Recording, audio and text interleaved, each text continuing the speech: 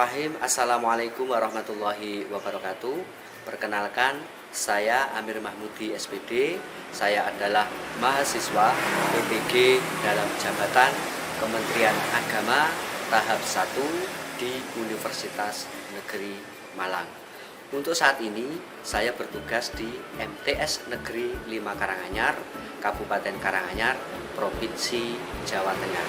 Pada kesempatan ini, saya akan menampilkan sebuah karya cerita baik atau bisa disebut juga dengan best practice dan nantinya semoga bisa bermanfaat. Selamat menyaksikan.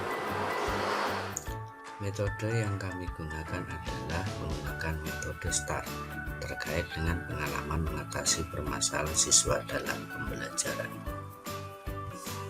Situasi atau kondisi yang menjadi latar belakang masalah yang pertama adalah pendidik masih menggunakan metode pembelajaran yang konvensional sehingga berpusat pada pendidik, sehingga pembelajaran berjalan monoton. Yang kedua adalah kemampuan pendidik dalam menerapkan model pembelajaran yang kreatif dan inovatif masih kurang, kemudian rendahnya literasi peserta didik, rendahnya konsentrasi dan semangat belajar peserta didik, dan pemanfaatan tipek sering tidak diterapkan dalam proses pembelajaran. Tujuan yang ingin dicapai yang pertama adalah dengan menggunakan metode Problem Based Learning atau PBL dapat meningkatkan motivasi belajar peserta didik dalam memahami unsur, prinsip, teknik, dan prosedur menggambar model. Kemudian yang kedua, dengan metode Project Based Learning dapat meningkatkan motivasi belajar peserta didik dalam menggambar menggunakan model dengan berbagai bahan dan teknik. Kemudian tujuan yang ketiga, dengan menggunakan metode pembelajaran Problem Based Learning dapat meningkatkan motivasi belajar peserta didik dalam memahami prosedur menggambar poster dengan teknik manual atau digital. Kemudian tujuan yang keempat adalah menggambar poster dengan teknik manual.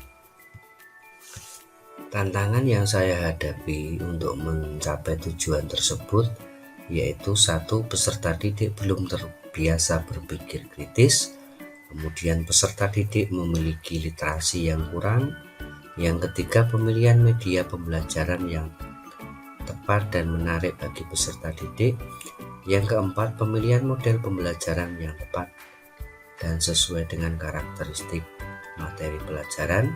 Kemudian yang kelima, masih ada peserta didik yang tidak aktif.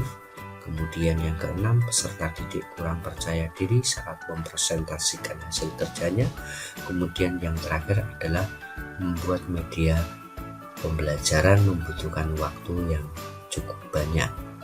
Untuk mengatasi, memecahkan masalah tersebut, saya berkolaborasi dengan pihak sekolah, guru atau rekan sejawat, kemudian peserta didik dan wali murid. Aksi model pembelajaran yang saya gunakan yang pertama adalah PBL atau Problem Based Learning dengan langkah-langkah sebagai berikut. Yang pertama adalah orientasi, apersepsi, kemudian motivasi. Kemudian dilanjutkan yang kedua yaitu orientasi peserta didik pada masalah. Dilanjutkan yang ketiga yaitu mengorganisasikan peserta didik untuk belajar. Kemudian yang keempat membimbing penyelidikan kelompok. Dan kelima mempresentasikan hasil diskusi.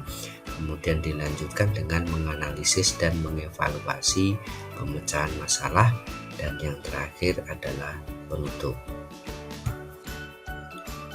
Aksi model pembelajaran yang kedua yang saya terapkan adalah Project Based Learning atau PJBL. Kemudian langkah-langkah yang saya lakukan dalam aksi tersebut adalah yang pertama orientasi, persepsi, dan motivasi. Kemudian yang kedua orientasi peserta didik pada masalah. Dan yang ketiga mengorganisasikan peserta didik untuk belajar. Yang keempat membimbing kelompok kerja. yang kelima mengembangkan atau menyajikan karya, dan yang keenam menganalisis dan mengevaluasi masalah. Untuk yang terakhir adalah kegiatan penutup. Untuk refleksi hasil dari kedua model pembelajaran yang saya lakukan, yaitu PBL dan PJBL, pembelajaran dapat berjalan dengan terarah dan sistematis, lebih bervariatif, sehingga peserta didik aktif dan bersemangat dalam kegiatan pembelajaran.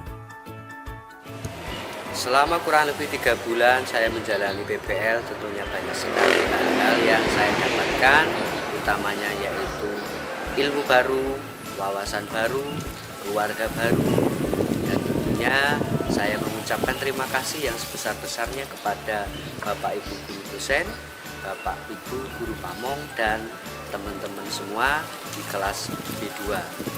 Terima kasih juga untuk Universitas Negeri Malang. Tetap semangat kita untuk memajukan dunia pendidikan. Terima kasih. Wassalamualaikum warahmatullahi wabarakatuh.